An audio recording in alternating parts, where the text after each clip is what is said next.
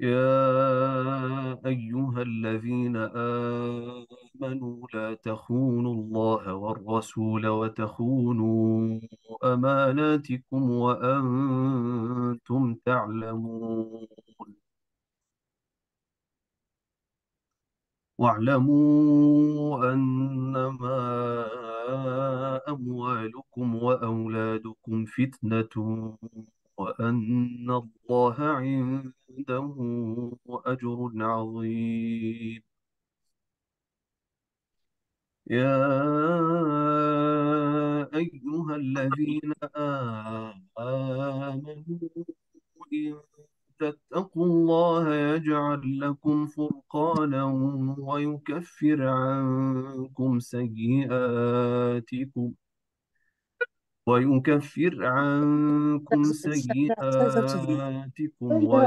لكم، اه احسن والله ذو عامل لي الفضل شفتها. العظيم.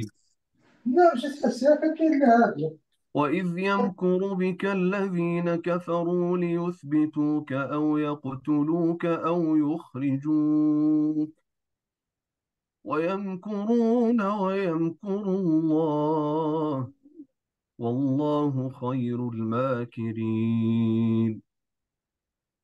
وإذا تتلى عليهم آياتنا قالوا قد سمعنا لو نشاء لقلنا مثل هذا إن هذا إلا أساطير الأولين. وإذ قالوا اللهم إن كان هذا هو الحق من عندك فأمطر علينا حجارة من السماء أو ائتنا بعذاب أليم.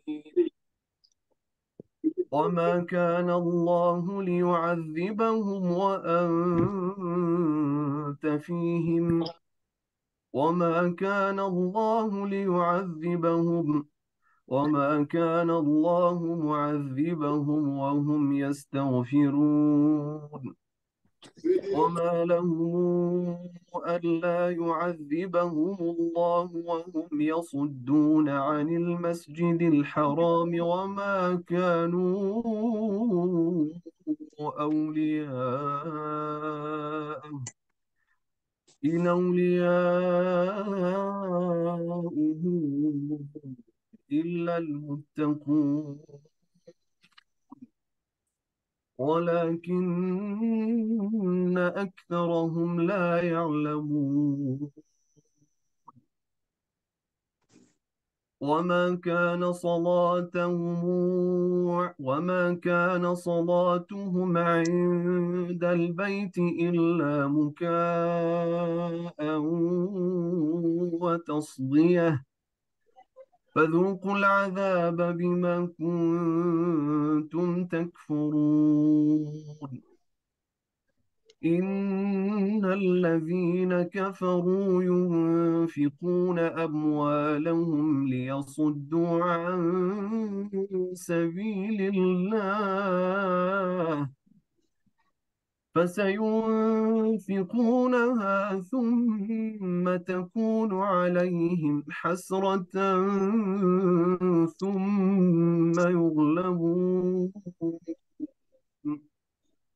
والذين كفروا إلى جهنم يحشرون ليميز الله الخبيث من الطيب ويجعل الخبيث بعضه على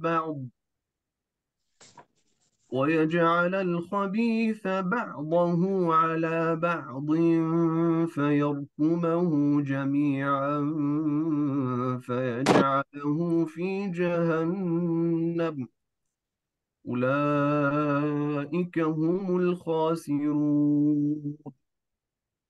قل للذين كفروا إن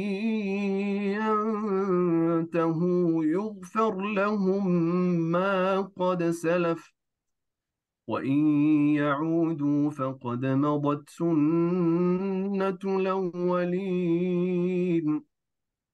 وقاتلوهم حتى لا تكون فتنة ويكون الدين كله لله فإن انتهوا فإن الله بما يعملون بصير وإن تولوا فاعلموا أن الله مولاكم نعم المولى ونعم النصير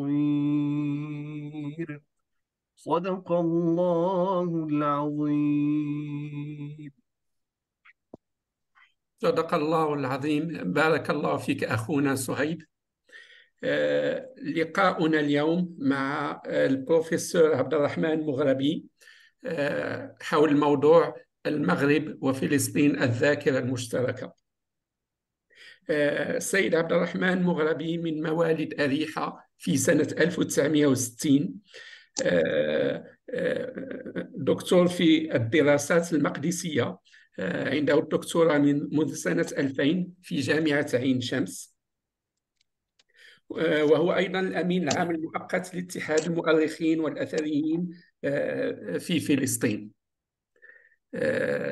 أترك ربما دكتور عبد الرحمن المغربي لو عندك معلومات أخرى حول السيرة الذاتية، ثم نستمع لك إن شاء الله حول الذاكرة المشتركة بين المغرب وفلسطين في 7 محاور خلال ما يقرب الساعة إن شاء الله. ثم بعد مداخلتك إن شاء الله سوف نفتح مساحة للنقاش وللأسئلة. تفضل دكتور. شكرا. بسم الله الرحمن الرحيم. شكرا جزيلا، وطيب الله الأنفاس لقارئ القرآن الكريم وبارك الله فيك. أنا عبد الرحمن مغربي، مغربي الأصل، أو ليست الجذور وإنما أقاربي موجودين في المغرب. أنا من جنوب المغرب، من بني عياط. أقاربي في الزاوية الدرقاوية، وقسم منهم في مدينة العيون، وأنا أصلا من قبيلة الرغيبات التي تسكن جنوب المغرب. جدي هاجر إلى فلسطين وسكن في حارة المغاربة.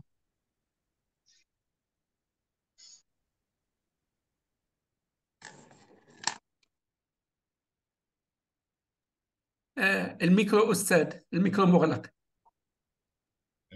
أنا سمعت من أول أم أعيد.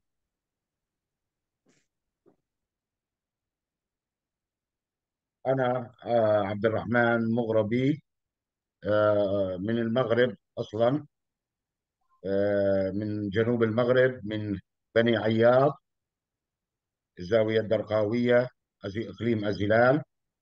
وقسم من أقاربي في مدينة العيون، وأنا أصلا من قبيلة الغيبات. جدي هاجر إلى فلسطين حاجا، وسكن في بيت المقدس، وبقي في بيت المقدس ضمن حارة المغاربة. طبعا الشيم الأولى أنا منهم، والأصل تتبعه الفروع. تاريخ مضخم بالتضحيات. كل الغرباء، احنا الغرباء الباكثين في وطنهم عن وطن. المحور الأول الذي سأتحدث فيه يدور حول المغرب وفلسطين، المكان والزمان والعلاقات. طبعا يجب أن أنوه في البداية أنني فلسطيني ومغربي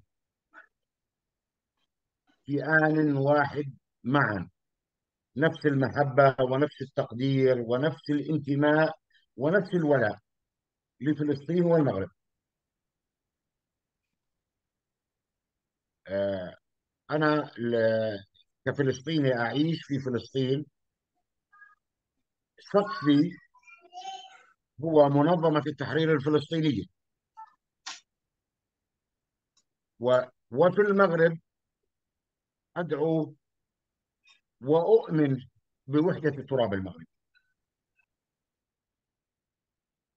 المغرب وفلسطين، المكان والزمان والعلاقات. عندما نتحدث تاريخيا عن المغرب منذ بداية الإسلام، حدود المغرب ليست المغرب الأقصى اليوم، بل كانت تشمل أيضا الجزائر وتونس وحتى بلاد الأندلس. أما القدس الشريف فالكل فيكم، هاي مدينة الحسن والجمال، الكل فيكم يعرف قصة القدس، المدينة الحزينة التي لا تزال تعاني من أبشع احتلال عرفه التاريخ إلى اليوم. المغاربة أصلا ارتبطوا بفلسطين، ارتبطوا بالقدس، أولى القبلتين وثالث الحرمين الشريفين منذ بدء الإسلام، أو منذ دخول الإسلام إلى شمال إفريقيا، أو منذ تحول شمال إفريقيا إلى الدين الإسلامي. في المغرب هناك ما يعرف باسم تقديس الحجة، أي أن وحتى في كثير من أنحاء العالم الإسلامي السنة، من حج يجب عليه تقديس الحجة، سواء قبل الحجة والإحرام من بيت المقدس أو بعد الحجة، يجب أن يقوم بما يسمى بتقديس الحجة. فزيارتهم دينيا لبيت المقدس كانت على مدار التاريخ. حتى أن المغاربة في الأدبيات التاريخية والأدبيات الدينية عندهم أنه من وقف 4 وقفيات في بيت المقدس كان كمن حج. والمغاربة سنوا صلاة الرغائب ابتهالا لتحرير القدس من العدو الصهيوني. بدأنا نلمح تاريخيا. وأنا أطروحة الدكتوراه اللي قدمتها في عين شمس عام 2000 عن مغاربة القدس الشريف، عن المغاربة في القدس الشريف وعلاقتهم بالمغرب، الزمان والمكان والعلاقة. بدأنا نلمح العلاقة بشكل أوضح بين المغرب وفلسطين في فترة الحروب الصليبية. بدأت الأدبيات تتحدث عن الوجود المغربي أو عن المقاومة المغربية منذ فترة الحروب الصليبية. ليس غريبا أن يستنجد صلاح الدين السلطان المغربي القاضي الفاضل يعقوب بن يوسف الموحدي، ويرسل له رسولا ويطلب النجدة أمام أسوار عكا وأمام أسوار القدس. وعبد الرحمن بن منقذ توجه إلى السلطان يعقوب الموحدي وقال له قصيدة سأشكر من 40 بيت، مطلعها أشكر بحرا ذا عباب قطعته إلى بحر جود مال نعماه ساحل. العلاقة قديمة. السلطان صلاح الدين الأيوبي يطلب المساعدة، هذا على مستوى الرسمي، يطلب المساعدة من السلطان الموحدي لنجدته أمام الصليبيين. والأدبيات المغربية تذكر أنه أنجده بحوالي 180 سفينة أو أنجده بأكثر من ذلك لمقاومة الصليبيين في المغرب. هذا من الناحية الرسمية. من الناحية الشعبية، الجهاد والمقدسة والمقاومة. تحدثت عن القدوم إلى القدس، الرباط، الإحرام في القدس، 4 وقفيات في القدس، صلاة الرغائب في شهر شعبان ابتهالا من المغاربة، خصوصا أنا أتكلم عن المغاربة، لتحرير صلاة الرغائب ابتهالا إلى الله تعالى لتحرير القدس من الصليبيين. قاوموا في البحر. وقفوا المغاربة دفاعا عن دمشق في الحملة الصليبية الثانية، واستشهدوا على أبواب دمشق. نور الدين زنكي في عملياته كلها دعا إلى فداء المغاربة. الفداء يجب أن يتركز على المغاربة، لأنهم شعبيا أكثر الناس مقاومة للوجود الصليبي في فلسطين وفي الشام. ابن جبير قال بأن أكثر المعترضين على الجمارك وعلى المكس هم من المغاربة، لأنهم أوجعوا الصليبيين في مقاومتهم، ففرض عليهم الصليبيين المكوس والضرائب والجمارك. كان لهم شرف الدفاع عن الكعبة، يسموهم في كتب التاريخ أنجاد المغاربة، يعني البحارة المغاربة. عندما هاجم أرناط الكعبة الشريفة تصدى له البحارة المغاربة، بسموهم أنجاد. أصلا قائد الأسطول الخاص بصلاح الدين الأيوبي كان من المغاربة. كان لهم شرف الدفاع عن الكعبة أيضا كما دافعوا عن القدس. هذا كله أدبيات التاريخ تحفل به. حتى أدب المقاومة، الشعر. أمية بن عبد العزيز المغربي يدعو السلطان صلاح الدين الأيوبي إلى مقاومة الصليبيين. أدب المقاومة: فاضرب بسيفك من ناواك منتقما، إن السيوف لأهل البغي تدخر. غالبا المكناسي له كتاب كامل عن فضائل بيت المقدس، والمخطوطة موجودة لدي وتم تحقيقها. المكناسي له كتاب كامل عن فضائل بيت المقدس. أدب الرحلة: أبو بكر بن العربي كتاب قانون التأويل، رفض أن يذهب إلى الحج وأصر على البقاء في القدس. قال لوالده: إذا كان لديك نية في الحج فامض بعزمي، فإني لست برائي من هذه المدينة حتى أعلم علم من فيها. ابن جبير زار فلسطين واطلع على حوال المغاربة، وسجل في رحلة ابن جبير معالم لمقاومة المغاربة للصليبيين. محمد ابن رشيد الفهري له رحلة ملء العيبة، أيضا تحدث عن فلسطين في رحلته. العبدري، التتيبي، الواد آشي، ابن بطوطة، ابن مرزوق، كل هؤلاء رحالة مغاربة تحدثوا عن القدس وعن فلسطين، وهذا موجود في رسالة الدكتوراه. طبعا ما نشرتها، انتظر قليلا لأتم لأتم الحياة الأكاديمية لدي وأتفرغ لها وأنشرها. لهم أوقاف، هذا عن أدب الرحلة. لا، لهم أوقاف. حارة المغاربة في القدس، طبعا سأتحدث عن مساحتها في الجزء أقطعهم إياها الأفضل ابن صلاح الدين الأيوبي. حارة المغاربة هي حول حائط البراق في الجزء الغربي من الحرم القدسي الشريف، في الجزء الغربي من وهذا الموقع الاستراتيجي لحارة المغاربة للدفاع عن القدس من الأخطار الخارجية. أوقفها الملك الأفضل، ووقفيتها موجودة. الملك الأفضل ابن صلاح الدين أوقفهم حارة المغاربة. فيها المدرسة الأفضلية، من أشهر على المذهب المالكي، من أشهر المدارس في القدس الشريف، ودمرها وبقيت قائمة وتقوم بدورها العلمي في القدس حتى دمرها الاحتلال عام 1967. وقفية الشيخ عمر المصمودي على زاوية المغاربة، التي لم يبقى في حارة المغاربة إلا زاوية الشيخ عمر المصمودي في القدس. وقفية أبو مدين الغوث، عين كارم كاملة، ما تصافي. لا مدينة مربع. كاملة، قرية كاملة أوقفها على بالماء. المغاربة. أبو مدين الغوث أوقفها على المغاربة، وهي وقف صحيح للإنفاق على الوجود المغربي في القدس. وقفية الربع الشريفة: السلطان أبو الحسن عثمان المريني، 745 للهجرة، 1344 للميلاد. كتب بيده 3 مصاحف: مصحف إلى مكة المكرمة، ومصحف إلى المدينة المنورة، ومصحف الذي يسمى بالربعة لأنه في صندوق يشبه الربع، ومصحف إلى القدس الشريف. فقد مصحف مكة وفقد مصحف المدينة، ولم يبقى إلا مصحف القدس إلى اليوم. ويطلق عليه باسم وقفية الربعة. وله أوقاف في اللد والرملة وفي جميع أنحاء فلسطين على هذا المصحف. وهناك سجل بوقفيات المغاربة موجود الذي هذه الربعة لا تزال موجودة بالخط المغربي بخط يدي، وكتبت عنها بحث أيضا. هي موجودة في المتحف الإسلامي في القدس، هي وقفية الربعة في المتحف المغربي.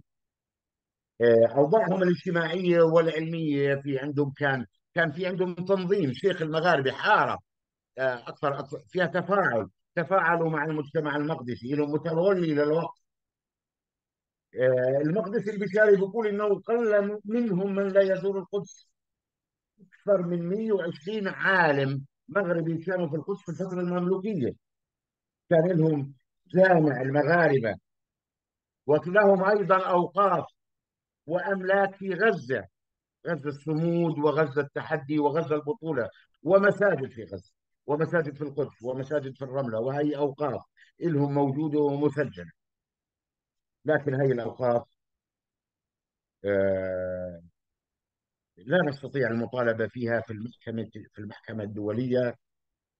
إسرائيل تعترف فيها، وحاولت عرض التعويضات، حاولت عرض تعويضات على المغاربة في القدس. لكن لا نستطيع أن نرفع دعوى، لأن الدعوة من حكومة إلى حكومة. يعني يجب على دولة المغرب أن ترفع قضية إلى محكمة الجنايات الدولية أو محكمة العدل العليا لاسترجاع المغاربة أملاكهم في فلسطين. قلت لكم أنا، وعدتكم أنني لن أطيل عليكم كثيرا. المنشآت المعمارية، حارة عندنا، حارة 116 دنم، دنم 1000 متر، الدنم 1000 متر، شكلها مستطيل. هناك محاولات، لدي مخططات لإعادة بناء حارة المغاربة. 116 دنم، شكلها مستطيل، آه، فيها أبنية أكثر من طابق وأكثر من طابق، بفصلها عن حائط البراق ممر لا يزيد عرضه عن 4 متر.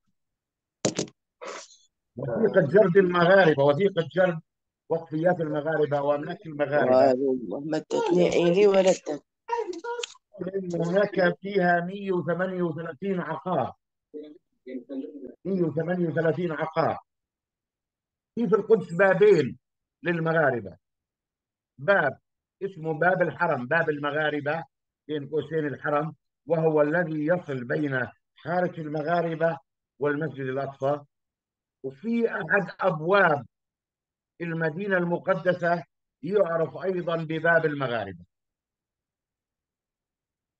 بابين، باب الحرم وباب السور، 138 عقار.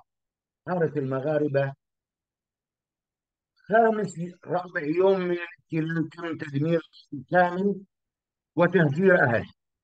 1967، 1967 تم تدمير الحارة تدميرا كاملا، تسويتها بالأرض، وق- وتم وقوع ضحايا وشهداء في عملية التدمير هذه، وهي موجودة وموثقة. يعني هناك كلام، أحد الفرنسيين الباحثين الفرنسيين يقول، يعني صرح عملية أنه ل- لم تعطى أوامر، لا أعطيت، سكوت هو أوامر، وإنما تصرح هدم حارة المغاربة بناء على آه، تصرف شخصي. لا، أعطيت أوامر واضحة من الحكومة الإسرائيلية بهدم حارة المغاربة وتشريد سكانها. طبعا هذا مخالف لاتفاقية جنيف الرابعة التي تدعو إلى الحفاظ على الممتلكات الثقافية، ومخالف لاتفاقية لاهاي الخاصة بالممتلكات عام 1954. تم تدميرها وتشريد سكانها وتسويتها بالأرض، ولم يبق منها إلا فقط ما يعرف اليوم بزاوية المغاربة، وعلى أنقاضها أقيم ما يعرف باسم ساحة البراق.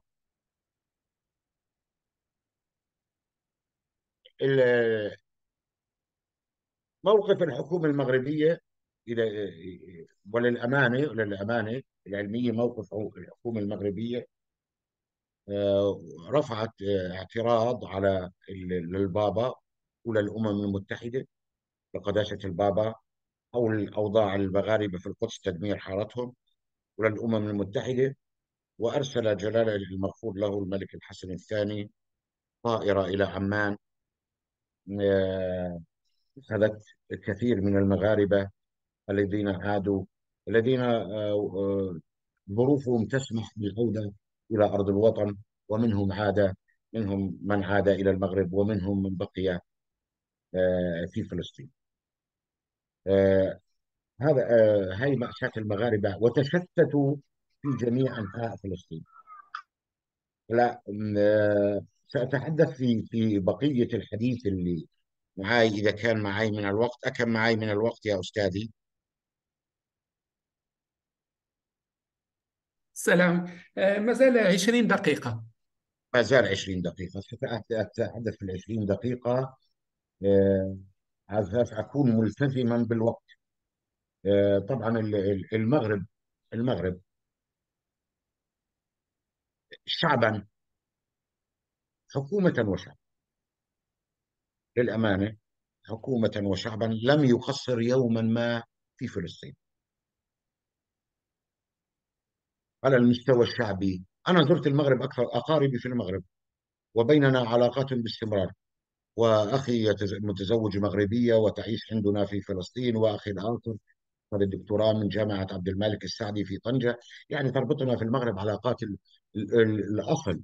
يعني لم تنقطع علاقتنا في المغرب يوما ما.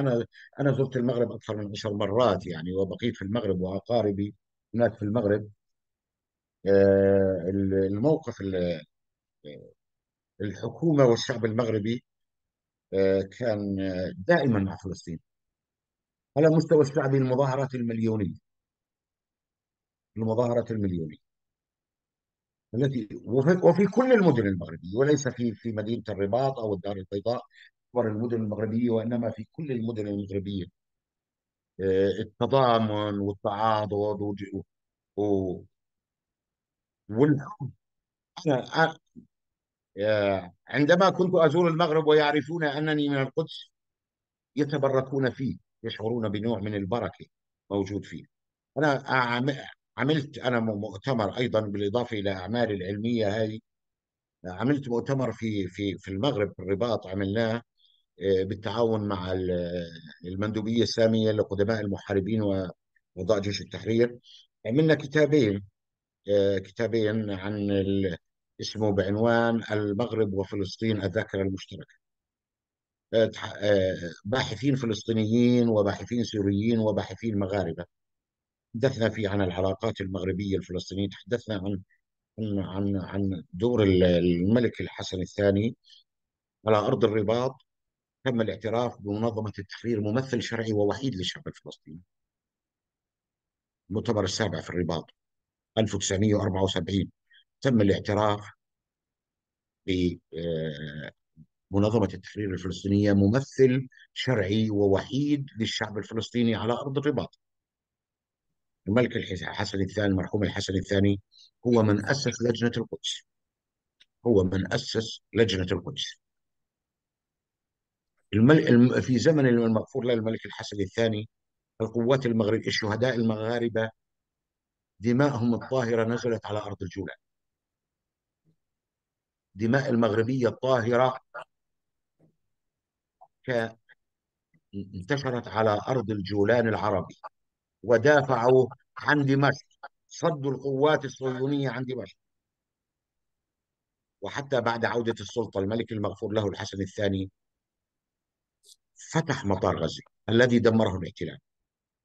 جلالة الملك محمد السادس لم يتوانى عن يستمر نفس على نفس الخطى، على نفس الخطى، على نفس خطى والده: دعم القضية الفلسطينية، الوقوف إلى جانب الفلسطينيين، دعم صندوق بيت مال القدس يستقبل سنويا عشرات من الطلبة المغاربة. كثير من المؤسسات في القدس المغربية تفتح في القدس. كثير من الطلبة الفلسطينيين يدرسون في المغرب على نفس خطى الوالدة. المستوى الشعبي هذا على المستوى الرسمي، ولم يتنازلوا يوما عن فلسطين. أيضا على المستوى الشعبي كل التقدير، كل المحبة، كل الاحترام للفعاليات المغربية ودورها في دعم القضية الفلسطينية. لكن وأنا كمغربي أولا وفلسطيني ثانيا، إن في القلب لغصة من التطبيق.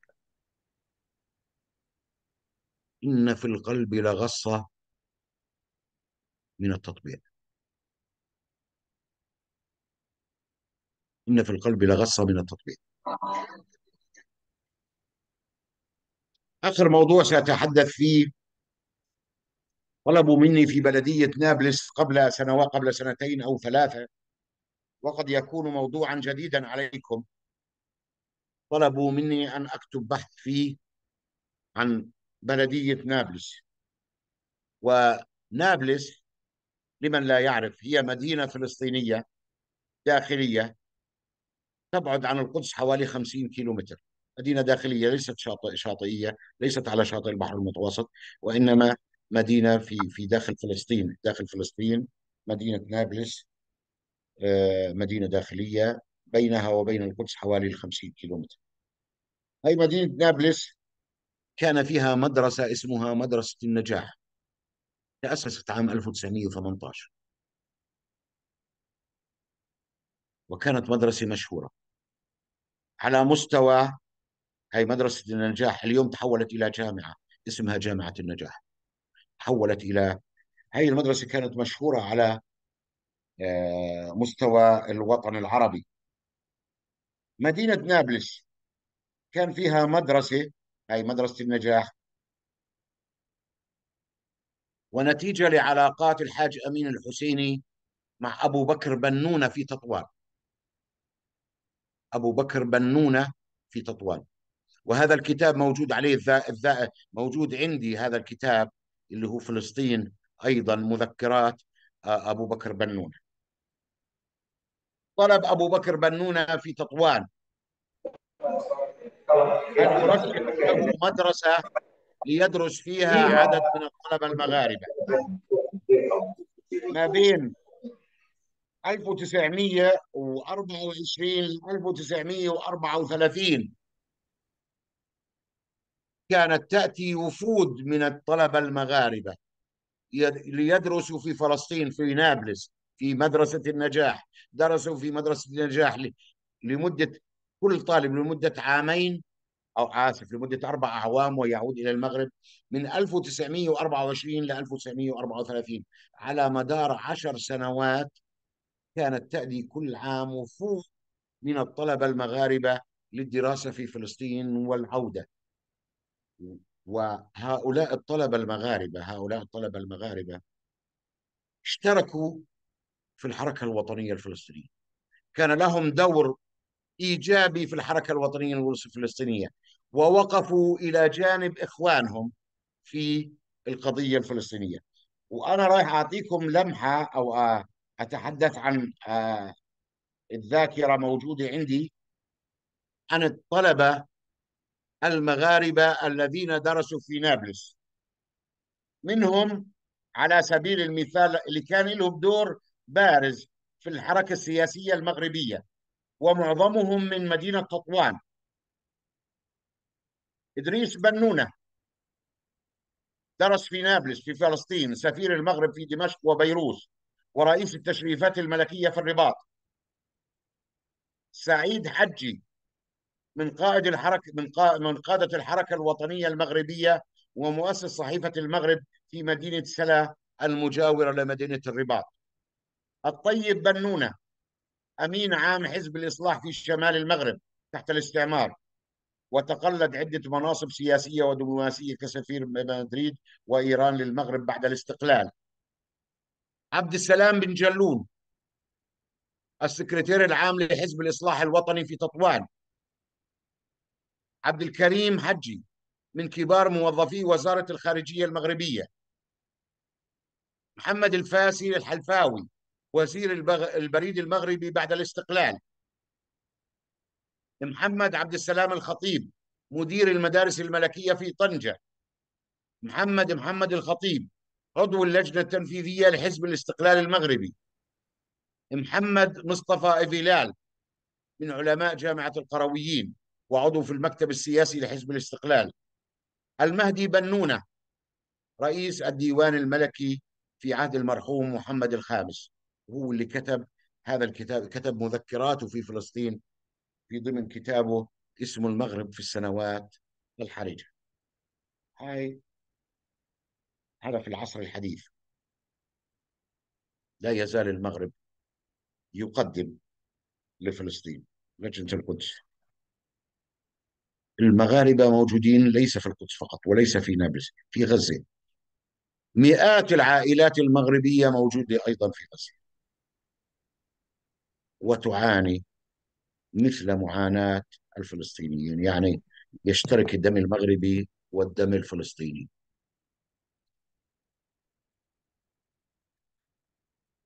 أعتقد أستاذ أنه أنا وقتي ما تجاوزتوش. دكتور أستاذنا، لا أبدا، ولو أردت تضيف 10 دقائق في الحقيقة، أو نفتح مساحة للمداخلات كما تريد. نفتح مساحة للمداخلات لعلها تثري الموضوع. إن شاء الله. كيف ندير المداخلات؟ أنا ما عنديش الأدمين كي أعطي. من يريد المشاركة يرفع اليد ونسجل لائحة من يريد المشاركة. أوكي أخت بشرى، أتركك عندك الأدمين تديري المشاركة. السلام عليكم. من وعليكم. يريد المشاركة وبسؤال للأستاذ مغربي، الدكتور مغربي، يمكنه رفع اليد كما فعلت أنا في غياكسون. كاين يد يمكن رفعها لكي يشارك بطرح سؤال أو المداخلة التي يريد. إذا من يرغب في ذلك؟ اللي أنس، من يريد أن يشارك في الحلقة هذه أن يرفع إصبعه، أو أن يعطي إشارة رفع اليد، أو يؤشر، أو يتحدث.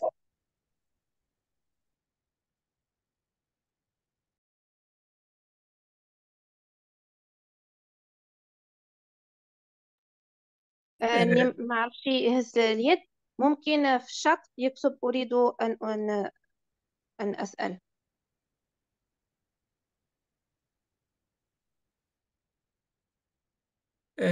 أوكي. أخت بشرى، ابدأي بمداخلتك ثم الأخت صبار. تفضلي أخت بشرى إدريسي، عندك مداخلة؟ أنا رفعت اليد لإعطاء المثال ولكن تمام. خيرا. يعني خير. أنا تفضلي. أسأل الدكتور مغربي عن أسماء العوائل المغربية بفلسطين، إذا كان يمكن أن يفيدنا. أظن نجمعوا واحد العدد ديال الأسئلة، عاد نترك الدكتور يجيب. الأخت صبار. نعم، إذا مساء الخير أولا وتحية من المغرب. طبعا أنا مسرورة يعني تواجدي في هذه الندوة التي أضافت إلى رصيدي فيما يتعلق بالقضية الفلسطينية شيء الكثير. مع الأسف نحن نتمنى من الدكتور أن يطبع هذه الأطروحة القيمة حتى نستطيع اقتناءها، لأنه من طبيعة الحال معلوماتنا في المغرب يعني ضئيلة، بالأخص أن المناهج التربوية يعني لا تحدد الجانب المهم فيما يتعلق بالقضية الفلسطينية ككل، وبعلاقة المغاربة بفلسطين الحبيبة. طبعا أنا يعني من نفس منطقة الأستاذ، يعني هو تحدث يعني منطقة أيت عياض، أنا من منطقة يعني تنانت، يعني عملت الظلال دائما. أنا مسرورة كذلك بهذا المغاربة المنتشرون في كل شيء، لكن الدم المغربي يجلب دائما الدم المغربي أينما كان. أنا أتفاعل مع الأستاذ فقط، ما عنديش سؤال. المسألة الثانية أنه كان لي الشرف أنني قمت بتغطية المؤتمر يعني السابع 1974، وأنا صحفية بدار الإذاعة والتلفزيون، وفيه خرجت منظمة التحرير الفلسطينية بأنها الممثل الشرعي والوحيد للشعب الفلسطيني. طبعا يعني أكيد أن الشعب المغربي كله مثل ما قال الأستاذ لنا غصة فيما يتعلق بالتطبيع، لكن نحن نناضل من أجل إسقاط هذا التطبيع. والمغرب يعني هناك نضال مستمر في جميع المدن المغربية. يعني هذه السنة يعني كانت يعني وقفات احتجاجية في 111 مدينة مغربية، ليس الدار البيضاء والرباط فقط، إنما جميع المدن المغربية. نحن نناضل من أجل إسقاط التطبيع، وسنسقطه كما سبق وأسقطناه في سنة 2000. طبعا يعني هذا التطبيع هو مفروض على المغرب. لماذا؟ لأن مثلا حتى ملك المغرب لم يستقبل القائم بالأعمال، يعني مكتب الاتصال هنا. العادة أن المغرب يستقبل السفراء، هو لم يستقبل هذا الشخص ولا يعني تسلم منه أوراق اعتماده. هو مفروض علينا فقط نظرا للظرفية التي تعاش. لكن أكيد أن المغاربة يعني قاطبة متحدون على إسقاط التطبيع، لأنه أولا هو آفة على مجتمعنا المغربي، وقد بدأت تظهر بعض مشاكله. مشكلة الماء مثلا في المغرب، مشكلة المغرب الأخضر يعني غلاء الخضار في المغرب. هذه البدايات فقط. لذا فأكيد أننا سنكافح من أجل إسقاط التطبيع في المغرب. فعلا سؤالي فقط بالنسبة للمغاربة الموجودين في القدس، هل هناك من يعني هو منظم في إطار النضال مع الإخوان الفلسطينيين؟ وهل هناك فعلا عائلات، كم من عائلة لا زالت في القدس؟ وهل يعني علاقتها مع الكيان وعلاقتها من طبيعة الحال مع إخوانها الفلسطينيين؟ أذكر فقط بأن يعني الروائية المغربية خنات بنونة هي كذلك لها أوقاف وبنت مدارس متعددة في القدس. وحينما بدأت المصالحة في القدس توقفت عن الكتابة. أنا في أحد المؤتمرات، يعني مؤتمر اتحاد الكتاب المغاربة، سألتها لماذا توقفت عن الكتابة؟ قالت لي كيف أكتب والآن وقعت المصالحة بين الطرفين. فنحن جميعا نتقاسم الجرح الفلسطيني، وأملنا كبير بأن فلسطين إن شاء الله سوف تتحرر. وطوفان الأقصى يعني علامة دالة على ذلك رغم الأثمان الباهظة، لكن التحرير دائما يتطلب أثمانا باهظة. وتحياتي لكم مجددا، وشكرا على المداخلة. بارك الله في النفس الحر. الأخت فاطمة الدويري تود إذا ممكن المشاركة. قبل ذلك تعرفنا أستاذة صبار بنفسها إذا كان ممكن. نعم، أنا دكتورة خديجة الصبار، دكتورة في الفلسفة والتاريخ، وكاتبة أهتم بالقضية الفلسطينية. وجوجل يستطيع أن يظهر كل ما أكتبه عن القضية، لأنها جزء من حياتنا كمغاربة. وأناضل في إطار مجموعة العمل الدولي المغربية من أجل فلسطين، وفي جميع القطاعات التي تهتم بالقضية الفلسطينية. بارك الله في بالنسبة النفس الحر. للمداخلة رجاء، أنا نعم. مهتم بأن دقيقة واحدة، أنا مهتم بأن آخذ عنوان الدكتورة خديجة. ما خديجة؟ نعم، نملي لك الهاتف. أملي لي الهاتف. نعم، 06 06.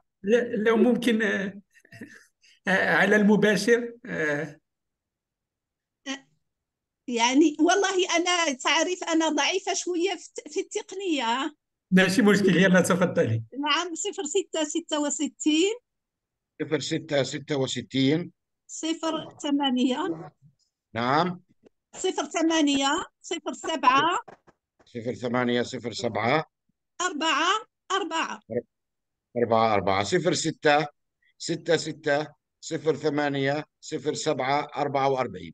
نعم، وأنا في الدار البيضاء، أنا من مدينة الدار البيضاء. دكتور خديجة إيش الاسم؟ خديجة صبار. صاد مدينة باء ألف راء صبار. الدار البيضاء. نعم. وأنا عضو المؤتمر القومي العربي، عضو الأمانة عضو العامة للمؤتمر المؤتمر القومي العربي. القومي العربي. أعيد الهاتف مرة أخرى: 06 66 08 07 44. نعم. الأخت فاطمة الدويري، عندك مداخلة؟ أخت فاطمة الدويري، رفعت يدك.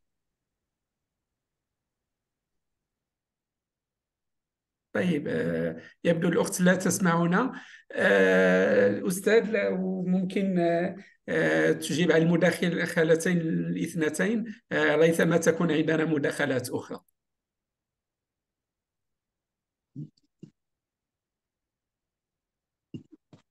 هناك سؤال في الشات من طرف أسماء أحمر من القنيطرة، تسأل: هل المغاربة في فلسطين وفي القدس هل هم أبناء من قدم في جيش المنصور لكي يحرروا مع صلاح الدين الأيوبي، أم يعني مزيد من التوضيح؟ أخت فاطمة. ربما فاطمة لم تتمكن من فقط فاطمة، أنت بركي على الميكرو راه غيتحل.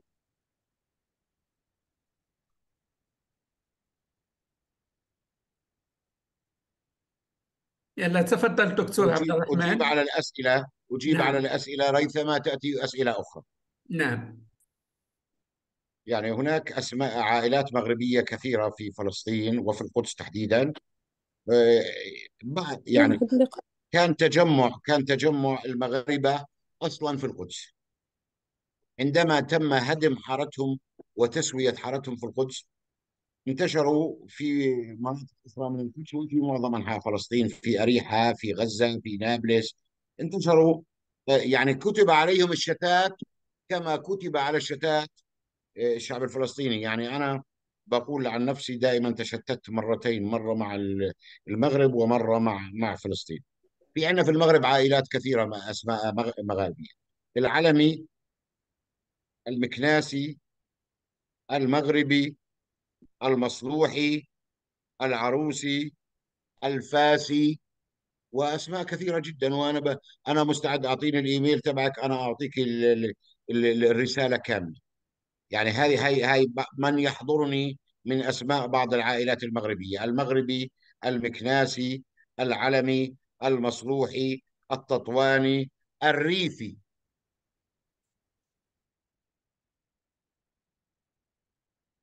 هاي كلها اسماء عائلات مالكيه. آه طباعه المجلد، طبعا هذا واجب وحق علي للمغرب. لكن أنا مشاغلي في فلسطين كثيرة، وهموم التدريس وهمومنا. وأوعدكم بأنني سأعمل على إخراج. موجود لدي هو، ولكن بحاجة إلى أن أضيف بعض الوقفيات له، أضيف بعض المعلومات الجديدة له،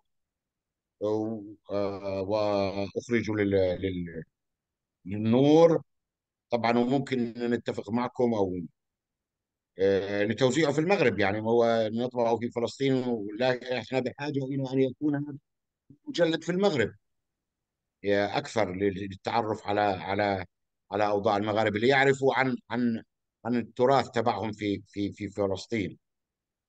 آه، أنا سبق وذكرت أنه عقدنا تعاون مؤتمر في تقريبا قبل سنتين في الرباط، آه، بالتعاون مع الدكتور مصطفى الكثيري، نعم. المندوب مندوب المندوب السامي. السامي لأعضاء جيش التحرير وقدماء المحاربين، والرجل فاضل مساه الله بالخير. ونأمل قريبا بعد زوال هذه الغمة أن نفتح باب التواصل معه مرة أخرى. ولي علاقات مميزة أيضا مع الأستاذ أحمد ويحمد. آه، اختلفت معه ثم اتفقنا، لا هو جمعتنا. اختلفت معه اختلفت معه مع الأستاذ أحمد ويحمن، ثم أصبحنا أصدقاء. التقيت أنا وياه في مؤتمر في تونس، أو نضال المغاربة المغاربيين، نضال المغاربيين من أجل فلسطين. أنا عندي رأي. وفلسطين جزء منه يا أحمد، وفلسطين جزء منه. آه، آه، أنا أنا عندي قناعة بأن زيارة السجين لا تعني تطبيعا مع السجان. زيارة السجين نعم لا تعني تطبيعا مع السجان. أكيد. زيارة القدس واجبة، ولا يمكن أن نترك القدس للصهاينة تحت حجة أنه لا يمكن أن نزور القدس تحت الاحتلال. هي وجهة نظري، هي وجهة نظري الشخصية. لا يمكن أن نترك القدس للصهاينة بحجة أنه لا يمكن، أنه محرم زيارة القدس تحت الاحتلال.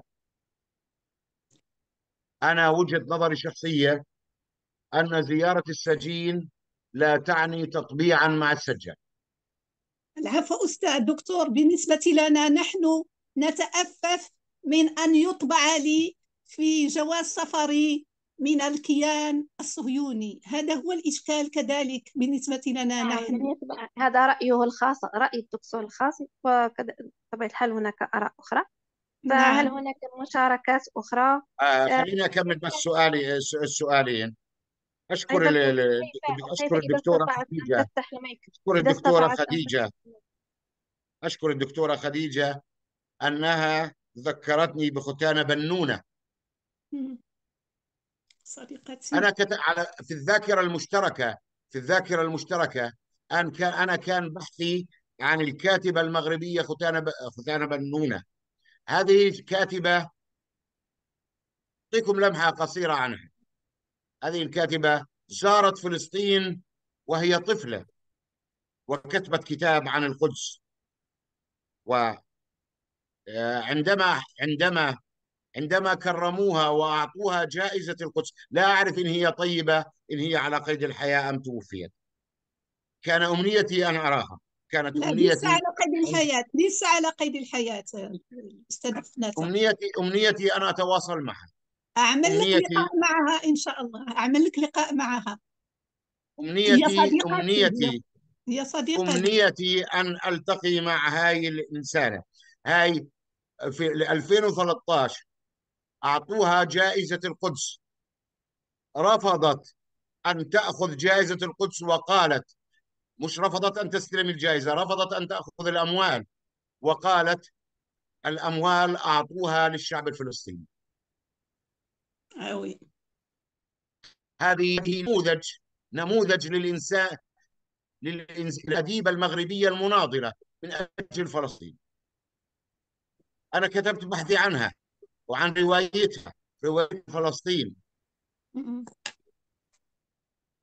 روايتها نموذج الإنسان الفلسطينية المناضلة، ختان بنونة. يا خديجة تدينا أو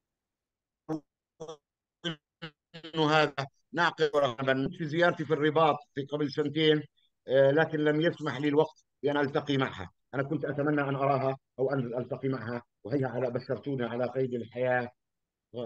اتمنى ان اراها، واظن انها كبيره في السن. هي المغاربه تناضل الآن، هي كذلك. المغاربه قدموا. اخر سؤال بس، تفضلي. هي تناضل الآن معنا في إطار إسقاط التطبيع، وكانت من الموقعين على العريضة التي قدمناها للدولة المغربية، فلسه تناضل من أجل فلسطين. ما اتمنى يا دكتوره خديجه، رايح اتصل معك، واتمنى ان اعقد لقاء مع الاستاذه الاديبه ختان بنون المناضله إن بكل ما شاء الله. للكلمه من معنى. إن شاء الله. المغاربه قدموا للقدس. طب قدموا للقدس مع صلاح الدين، قدموا للقدس مع رحله الحج، تقديس الحج. انا شخصيا اهلي استوطنوا في القدس ليسوا مع صلاح الدين، اجوا للتقديس.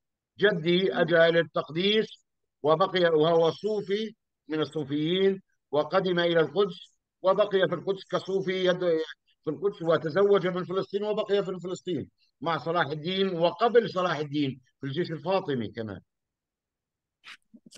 ومع صلاح الدين، وأيضا مع النضال الفلسطيني عام 48 قدم كثير من المغاربة للمشاركة في النضال الفلسطيني. الوجود المغربي لم يكن فقط مع صلاح الدين، لليوم موجود النضال المغربي، موجود لليوم النضال المغربي، وموجود لليوم الوجود المغربي، ويقدمون إلى ويسكنون في فلسطين مع صلاح الدين، مع الفاطميين حبر رحلة الحج. طبعا أنا حطيت في ذكرت في رسالتي إنه أسباب قدوم المغاربة إلى، وأنتظر أسئلة أخرى. أتمنى دكتورة خديجة أن لا تنساني في الدكتورة ختانة بنون، الأستاذ الأديب ختانة بنون. السلام عليكم. لو سمحتم سؤالين اثنين ريثما تكون مداخلات أخرى. السؤال الأول، أريد أن أعرف من حيث تشابه الأسماء، الفدائية دلال المغربي، هل هي من أصل مغربي أو فقط تشابه في الأسماء؟ هذا السؤال الأول. السؤال الثاني، يعني ذكرت عن الموقف الرسمي المغربي بعد الهجوم على حارة المغاربة بعد النكسة. أريد لو عندك معلومات أكثر عن ما قبل النكسة وخصوصا في الستينيات، خصوصا أنه رأيت محاضرة لباحث آثار فرنسي، والذي تكلم عن مراسلات بين المبعوث الفرنسي آنذاك، لأنه الأوقاف المغاربة ربما كانت تحت الحكم الفرنسي أثناء الاستعمار، وأظن المبعوث اسمه ماسينيون. وعلى ما يذكر يعني هذا الباحث أنه كانت مراسلات يعني بعد الاستقلال بين ماسينيون من جهة والحكومتين المغربية والجزائرية كي تأخذ مسؤولية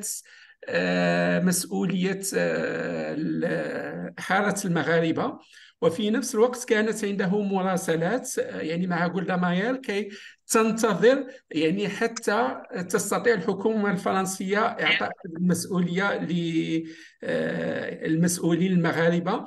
لكن يعني لما حصل تأخر في الجواب، وربما ذلك راجع أنه يعني السنوات التي بعد الاستقلال يعني تكون سنوات بناء الذات، فربما يذكر يعني هذا الباحث بأن ربما كان هذا سببا يعني في سقوط حرس المغاربة.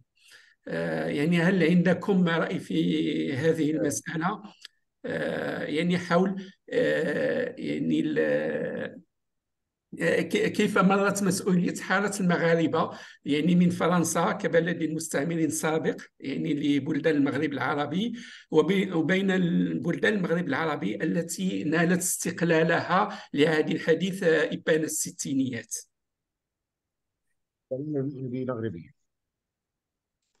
مغربية الأصل من يافا، يعني هي من المغاربة الذين سكنوا في يافا، مغربية الأصل ولا جدال في ذلك، هي مغربية من المغرب. بس اليوم والموقف الرسمي علينا أن نفهم حقيقة واحدة. هذه محارة المغاربة كانت القدس تحت الاحتلال الأردني، وكانت المغرب مستقلة 67. أنا بحكي عن عام النكسة 1967.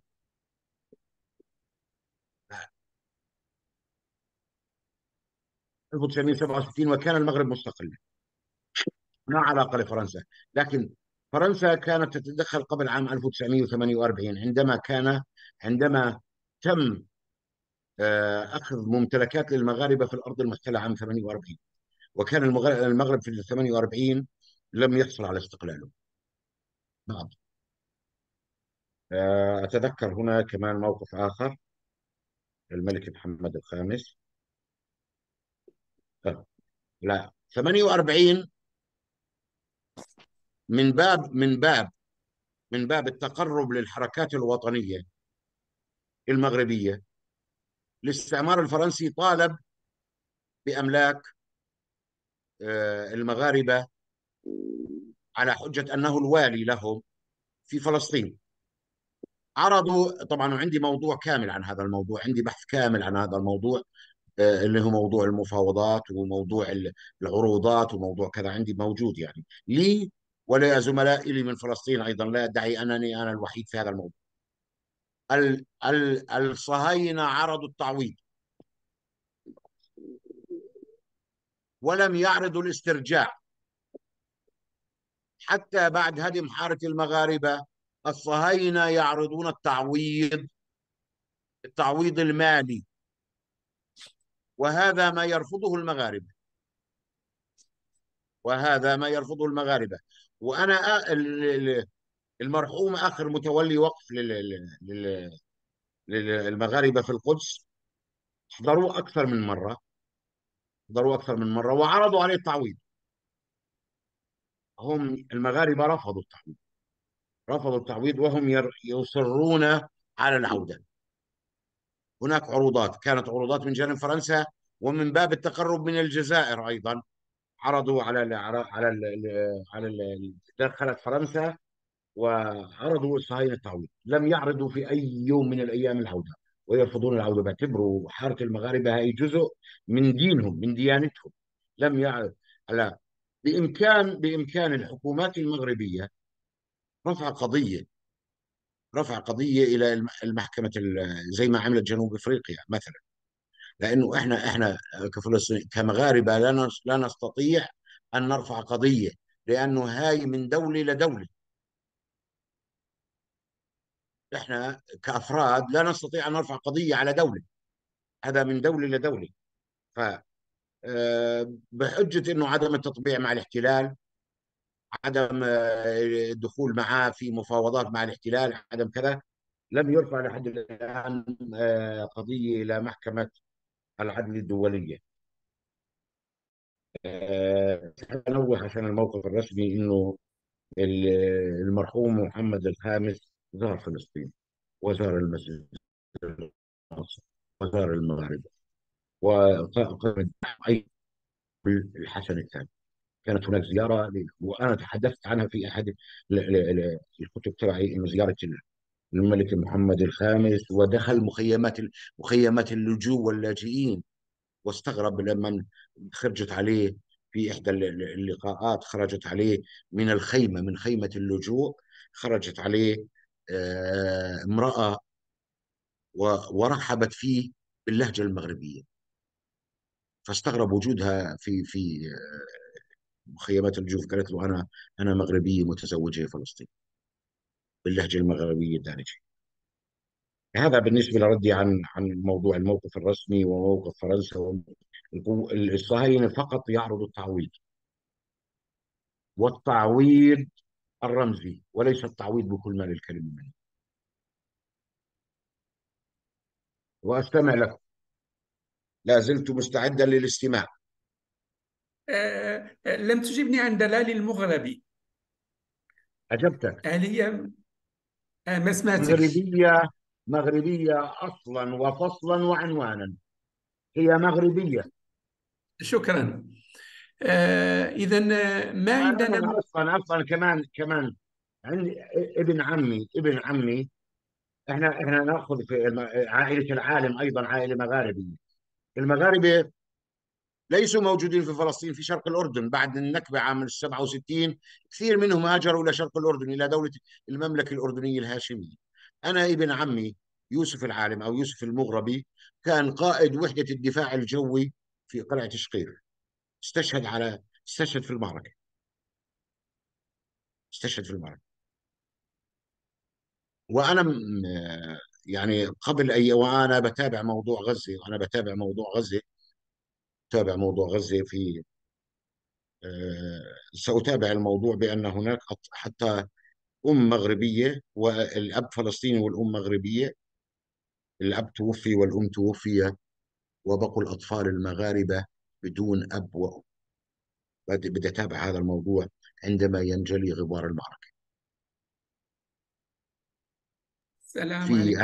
أنا متابع، بس من كثر المتابعة، أب فلسطيني متزوج من مغربية، استشهدت المغربية واستشهد الأب، وبقي الأطفال بدون أب وأم. أنا سأتابع وضع هؤلاء الأطفال، يعني سأتابع وضع هؤلاء الأطفال إن شاء الله. إن شاء الله. وإن إن شاء وإن الله شاء الله سأتابع. لابد أن نتابعهم جميعا. يعني أقل الواجب علينا المغاربة يعني أن نرعى أيتام المغاربة المرابطين في فلسطين وفي غزة الصمود إن شاء الله. إذا ما في مداخلة أخرى. الأخت بشرى، هل عندك سؤال في الشات؟ كان هناك سؤال عن هل المغاربة الموجودين في القدس وفلسطين هم من أحفاد من قدموا يعني في جيش الذي أرسله المنصور لنجدة آه، لنجدة أخت هذا بشرى، أظن الأستاذ عبد الرحمن أجاب عن هذا السؤال. نعم. آه، نعم، وهناك مع سؤال جيش آخر. صلاح الدين. مع جيش نعم، صلاح وهناك الدين. سؤال آخر: ومع مع هل للمغاربة أوقاف أخرى غير حارة المغاربة؟ طيب تمام. أوقاف، يعني نبدأ مع جيش صلاح الدين. وقبل صلاح الدين، وأنتم تعلمون تاريخيا أو من لم يعلم ليعلم أن الدولة الفاطمية أصلا انطلقت من المغرب. الدولة الفاطمية انطلقت من المغرب، وكان معظم الجيوش الفاطمية أصلا من المغارب، وبعدين انتقلوا إلى مصر، وانطلقوا إلى فلسطين وإلى بلاد الشام، إلى دمشق. قدموا مع الفاطميين مع صلاح الدين وقبل صلاح الدين للحج. قدموا للحج، للمرابطة، للمرابطة في القدس، لتقديس الحج، للبقاء في أرض الرباط. فلسطين هي المغاربة أصلا كانت تربطهم في فلسطين علاقة نسميها وشائج دينية قوية. بيعتبروا فلسطين والقدس أرض المنشر والمحشر. أرض المحشر والمنشر فلسطين. يعني فلسطين يعني يوم القيامة سيكون في القدس. ولذلك حرصوا بشكل خاص على أنه آه، يتواجدوا في القدس. يتواجدوا في القدس. الحركات الصوفية في المغرب، الحركات الصوفية في المغرب، وأهل الصفة وأهل الحركات الصوفية كانوا كثير يتوجهوا إلى فلسطين والاستقرار في فلسطين. يتزوجوا فلسطينيات ويبقوا في فلسطين. تواجد المغربي لم ينقطع منذ قبل صلاح الدين إلى اليوم. موجودين. هل للمغاربة أوقاف غير حارة المغاربة؟ نعم، أن حارة المغاربة أوقاف في الرملة، أملاك في القدس، قرية عين كارم، قضاء القدس، أوقاف ومساجد وأراضي في غزة. لهم حارة المغاربة، لهم أوقاف في الرملة، لهم أملاك أيضا في القدس، لهم قرية عين كارم كاملة وقف صحيح. وقف صحيح أوقفها أبو مدين الغوث، وقفيتها موجودة عندي في قضاء القدس، قرية كامل أبو مدين الغوث. لهم أوقاف ومساجد وأراضي في غزة. ولدي كتاب بعنوان كتاب كامل مكون من 120 صفحة، اسمه أوقاف المغاربة في فلسطين.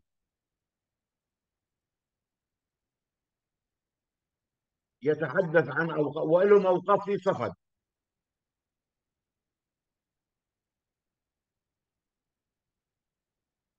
وأوقاف في يافا. أوقاف كثيرة، أملاك كثيرة، لكن كلها تم معظمها حتى حارة المغاربة معظمها وقع تحت سيطرة الاحتلال الصهيوني، ويعرض التعويض، لا يعرض الاستعادة وإنما يعرض التعويض.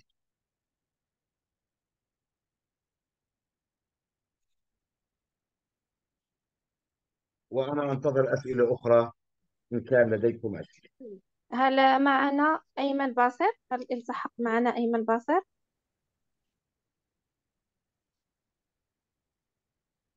نعم، أنا في انتظار الأسئلة.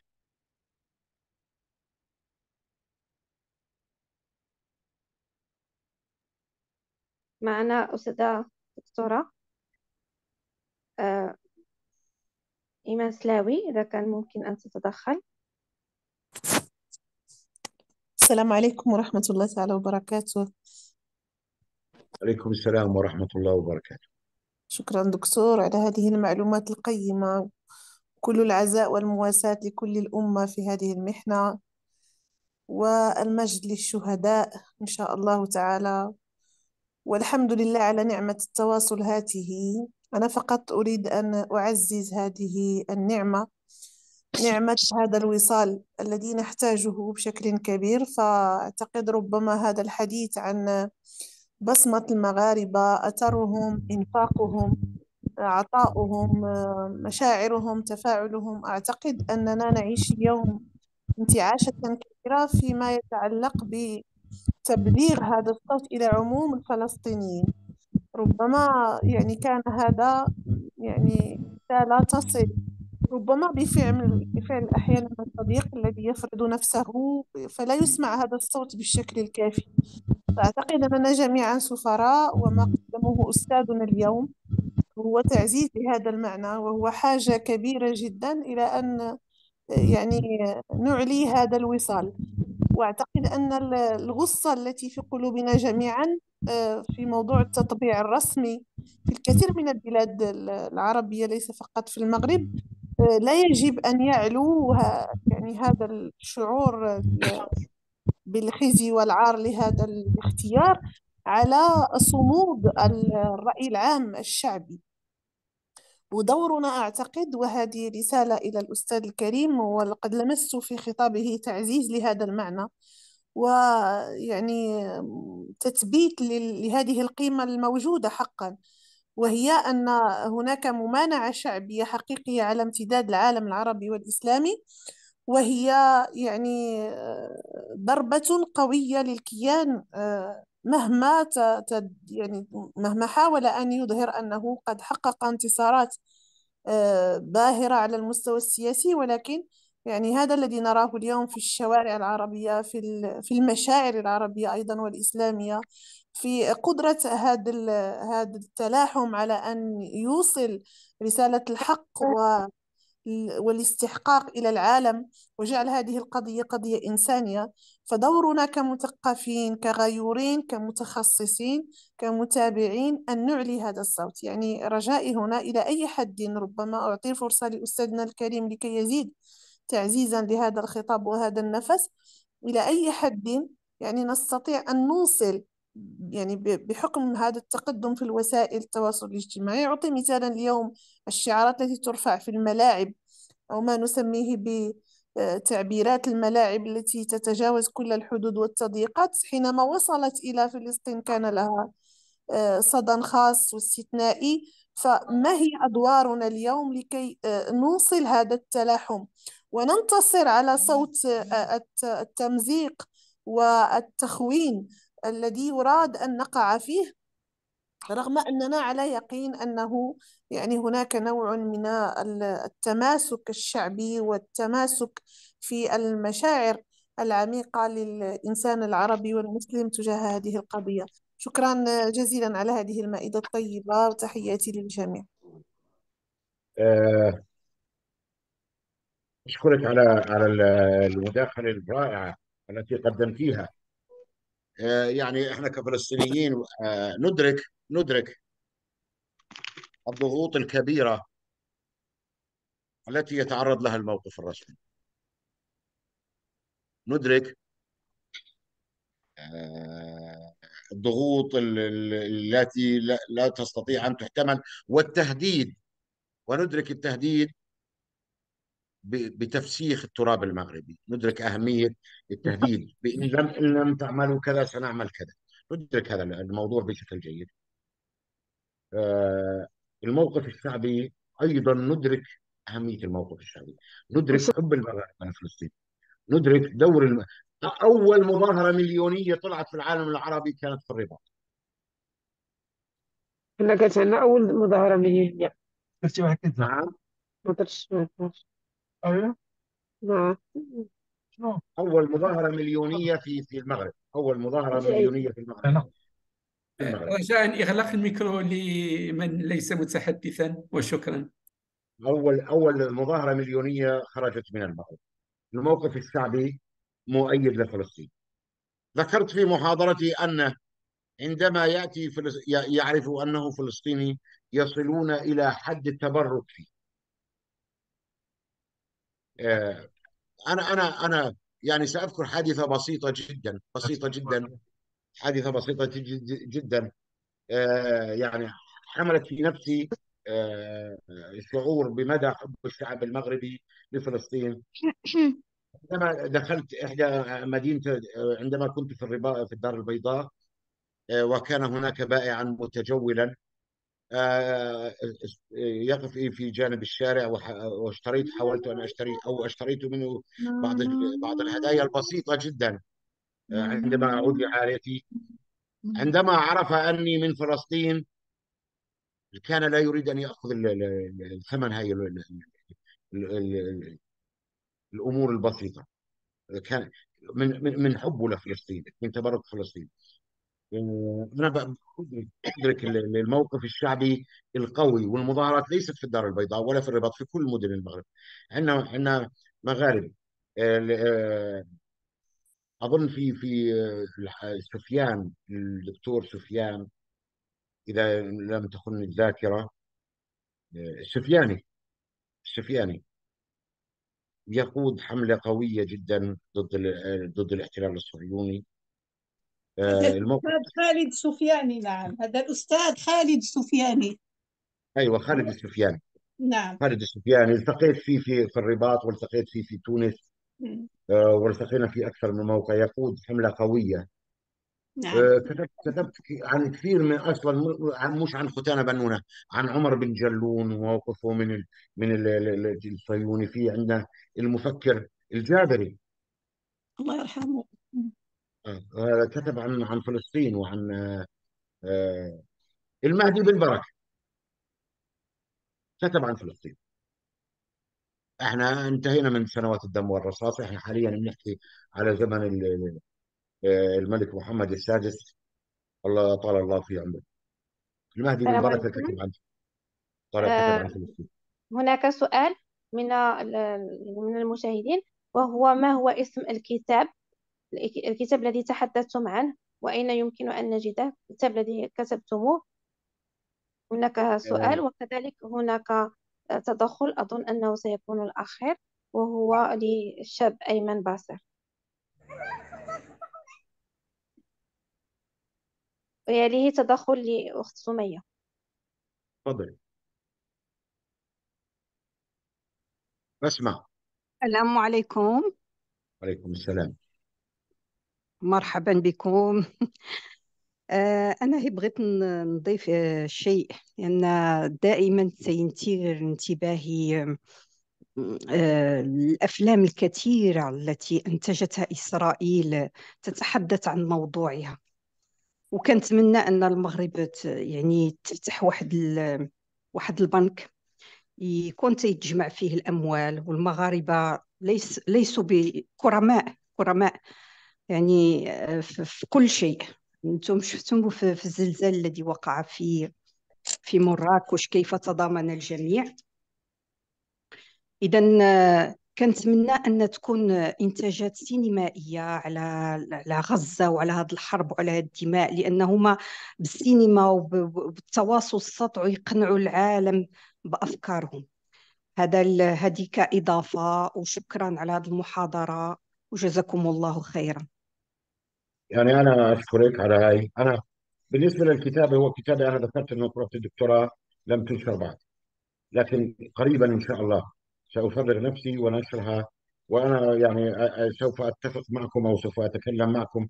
أنا ما يعني لماذا أحجمت؟ أنا معي دكتوراه من سنة 2000، إحنا بنحكي قبل 23 سنة. لماذا أحجمت؟ لأنني أنا ما بدي أنشرها في فلسطين أبدا. لأن أنا بدي هذا الكتاب يصل إلى المغرب، يعني يوزع بأكبر قدر ممكن من المغرب، وليس في فلسطين. فلسطين نحن نعيش معاناة ونعرفها، لكن أنا وإن شاء الله سأبحث معكم هذا الموضوع على أساس نشره وتوزيعه في المغرب. الكتاب موجود لدي وبحاجة إلى تدقيقات سريعة وإرسال. يعني أنا بطالب بس في نهاية اللغة، أنا بطالب، أنا مستعد لندوات، أنا مستعد لندوات في كافة أنحاء المدن المغربية متطوعة، على الزوم، على وسائل التواصل الاجتماعي، ندوات في كل المدن المغربية. نأخذ وقت ساعة نص ساعة للتعريف في الذاكرة المشتركة بين فلسطين والمغرب. مستعد لندوات. أرجو التركيز على مناهج التعليم، أرجو التركيز على مناهج التعليم. مناهج التعليم في المغرب افتح مجال عن التاريخ المغربي، حتى ولو هل تعلم في كتب مناهج التعليم المغربية. أنا اشتغلت في مناهج التعليم الفلسطينية، في كتب التاريخ والجغرافيا أو الذاكرة الوطنية في المغرب. لو وضعت في كل كتاب في كل صف، هل تعلم أن هناك في فلسطين حارة اسمها حارة المغاربة ومساحتها كذا وكذا، وهناك كثير من المغاربة يعيشون، يعني في مناهج التعليم إن سمح القانون. يعني لكل صف، يعني عبارة عن أقل من صفحة، نص صفحة، هل تعلم، عبارة لا لا لا خليه يدرسها الطلبة المغاربة، يفهموا إنه في هناك. لأن أنا لما رحت على المغرب كثير من الطلبة لا يعرفون إنه في شيء لهم في فلسطين في مناهج التعليم. ونتمنى يعقد مؤتمر في المغرب، واحنا على استعداد للحضور والمشاركه والمناقشه. مؤتمر في المغرب، مؤتمر سنوي، مؤتمر سنوي في المدن المغربيه. احنا على استعداد متطوعين للحضور وللعمل وللمناقشه وكل شيء. وانا سعيد فيكم وسعيد اسمعكم. السلام عليكم دكتور. تفضل. تفضل. أنا عليكم أنا السلام ورحمه الله. أنا أيمن بصير. للأسف لم أتمكن من متابعة المداخلة من الأول، ولكن حرصت حرصا شديدا على التدخل فقط لإلقاء السلام عليك، وعليك لأنني السلام يا استاذ ايمن. أيمن انت من بصير. العائله. أنا من العائلة. اهلا ابن العم. كان لي شرف لقاء الأخ الأصغر وليد، والآن فقط أريد أن أسلم عليك. ايمن ماذا؟ نعم. ايمن البصير. هي ابن أحمد ابن الحبيب. ايمن ابن احمد ابن ابن الحبيب. الحبيب، ابن الحبيب البصير. اهلا وسهلا يا ابن العم. أهلا وسهلا، وشرفتمونا، ونتمنى لقاء قريب إن شاء الله. ان شاء الله نتمنى لقاء قريب على ارض الوطن المغربي، على ارض الوطن، إن شاء الله. على ارض الوطن في المغرب، إن على شاء ارض الله. الوطن في المغرب. ان شاء الله. تشرفنا مرحبا تشرف مرحبا. تشرفنا. إذا لو ما في مداخلة أخرى، أستاذ خايل. أستاذ، تفضل أستاذ خايل. السلام عليكم. دكتور محمد حميد المغربي. تفضل. أولا لكم جزيل الشكر، شكر الله لكم قبولكم الدعوة التي تقدم بها فريق مجموعات مغاربة مناصرين لفلسطين. عندي بعض الأسئلة. السؤال الأول إذا سمحتم، آه، ما هو سر هذا الحضور المغربي القوي في تاريخ فلسطين؟ والسؤال الثاني هو، من غير المغاربة كشعب له تاريخ وباع طويل في التاريخ، في الحضور في تاريخ فلسطين؟ هل هناك شعوب أخرى عربية أو غيرها طبعت بحضورها كذلك تاريخ القضية الفلسطينية؟ والسؤال الأخير هو: ما هو استشرافكم لمستقبل هذا الكيان المحتل بعد طوفان الأقصى؟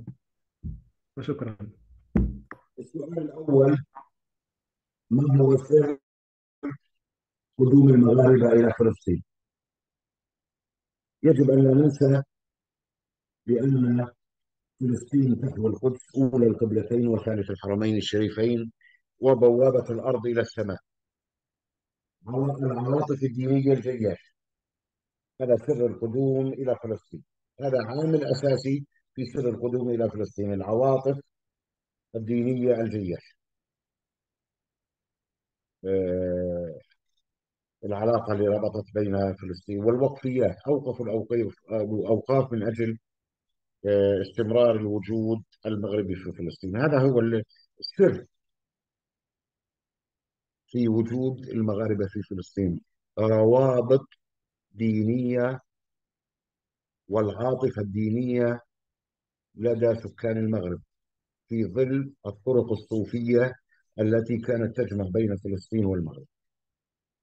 هذا السؤال الأول. السؤال الثاني: ما هو ما سجلتوش؟ السؤال الثاني، تفضل.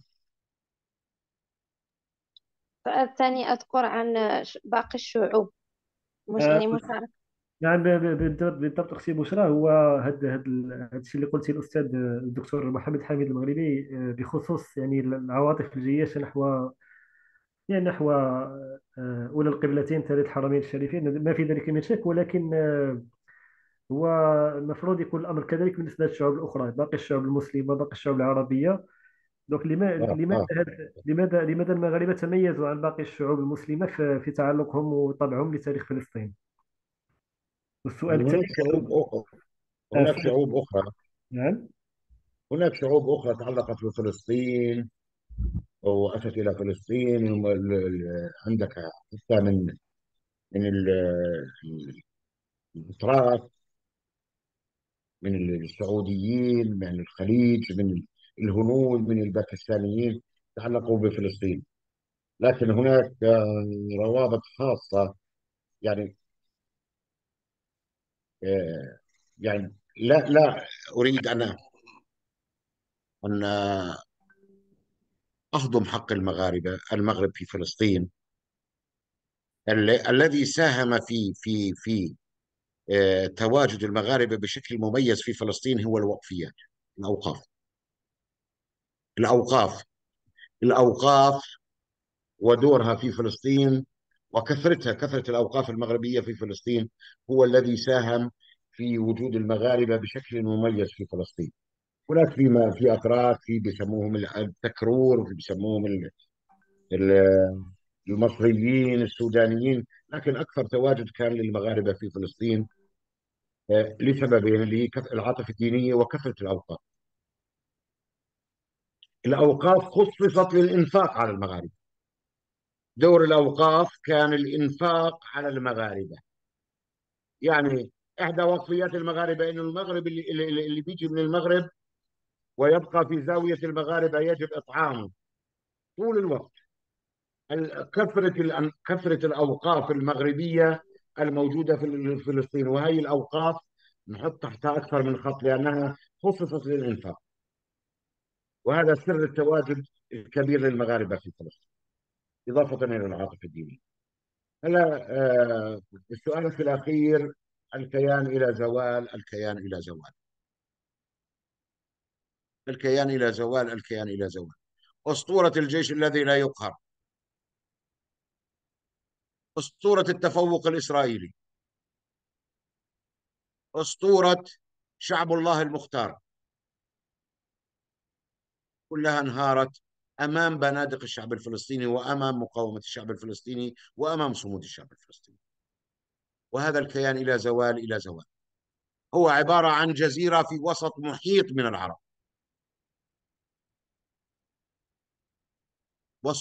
والشعوب والأنظمة لن تسكت إلى ما لا نهاية إن شاء الله. هناك مداخلة أخيرة أستاذة ضحى شدادي، مهندسة ضحى شدادي. السلام عليكم. نعم، أود أن أقوم بمداخلة، هي ليست سؤال. أريد فقط أن أقول أن نحن المغاربة الذين ولدنا في المغرب نغبط المغاربة الذين قدموا قديما لفلسطين وأصبحوا جزءا منها. كنا نود لو كنا منهم، نود لو أننا ولدنا في فلسطين وعشنا هناك وعايشنا ما يعايشه أهل فلسطين، وددنا لو أخذنا حصة كما أخذوا في الشقاء وفي السعادة وفي الرباط وفي الوفاء. لربما لو حصلت هذه الجلسة قبل الأحداث الأخيرة كان سيكون سؤالي هو عن كيفية شعور المغربي الفلسطيني حول هويته، هل يشعر بأنه فلسطيني أم مغربي؟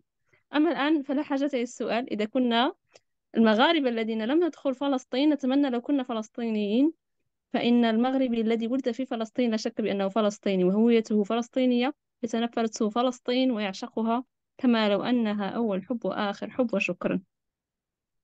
يعني أنا شكرا لسؤالك. إن إحنا يعني أنا بديت التطوع إلى عمل ندوات على الزوم، على المواقع تداول هاي الزوم أو التيمز عن المغاربة في فلسطين، وإحنا على استعداد للقدوم إلى المغرب وعمل ندوات ومؤتمر، وأنا جاهز. يعني مرات أقول أننا في فلسطين، أننا مغاربة فلسطين محظوظين، لأننا عندنا انتماءين. عندنا انتماء لفلسطين وعشق للمغرب،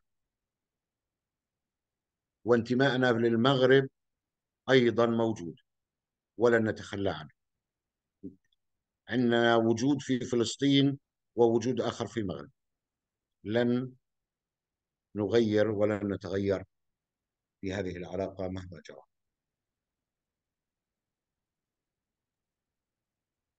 آه، تفضل. أظن لو هذه تكون أحسن كلمة ختامية، لو ما في مداخلة أخرى. يعني شرفنا على 9 بتوقيت المغرب. أستاذة بشرى، ما في مداخلة أخرى يمكن نختم الجلسة إن شاء الله.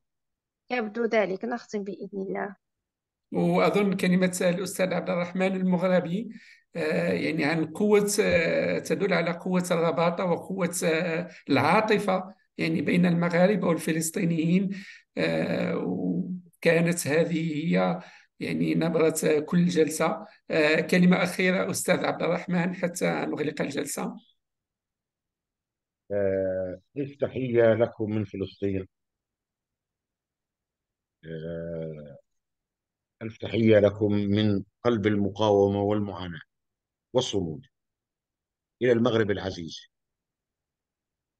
والسلام إلى عليكم. المغرب العزيز، إلى أهلنا في المغرب، إلى أولاد عمومتنا في المغرب، إلى التراب المغربي. كل المحبة وكل التقدير وكل الاحترام، رسميا وشعبيا. حريصين على التواصل معكم، حريصين على بقاء الوشائج التي تربطنا وتربطكم، حريصين على أن نكون معكم في كل مكان وزمان. ولاؤنا لفلسطين هو أيضا ولاؤنا للمغرب. والسلام عليكم ورحمة الله وبركاته. وعليكم السلام ورحمة الله تعالى وبركاته، وإلى لقاء قادم إن شاء الله. إن شاء الله. تصبحون على خير. بارك الله فيكم. جزاكم الله خيرا. شكرا. شكرا لكم. شكرا. مع صباحا على خير. السلامة للجميع. السلام عليكم ورحمة الله وبركاته. شكرا.